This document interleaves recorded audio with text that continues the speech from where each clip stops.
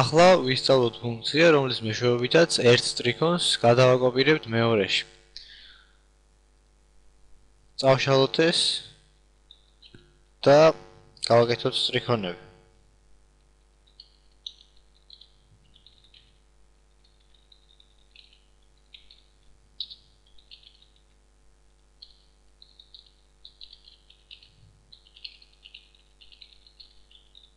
ახლა მოდი დავბეჭდოთ სათითაოდ.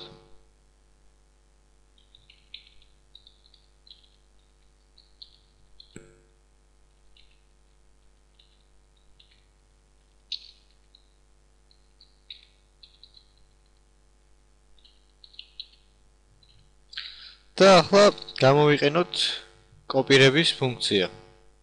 str kpi სადაც გადავცემთ S1 და S2-ს და რას იზავს ახლა ეს? უпростоრად მოდი გადავცეთ S2 და S1 და რას იზავს ახლა? აი ამ პირველ სტრიქონში რაც წერია, აი აქ ამას აიღებს, ამ მნიშვნელობებს და გადმოაკოპირებს ამას S2-ში. და მოდი ახლა ახლიდან დავბეჭდოთ ეს მნიშვნელობები და წესით თუ კი რამე არ მეშლება, აი ამ მეორე შემთხვევაში ორივეჯერ უნდა დაიბეჭდოს პირველი სტრიქონი. და მართლაც იმუშავა ფუნქციამ და უბრალოდ აიღო ეს მნიშვნელობა და გადმოაკოპირა აი ამ მეორეში.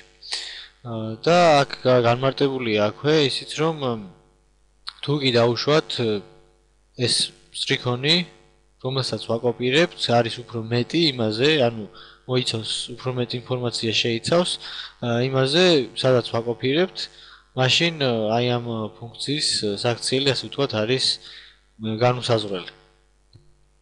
ანუ ასეთ შემთხვევაში ჩვენ არ ვიცით როგორ მოიქცევა პროგრამა და როგორ იმუშავებს.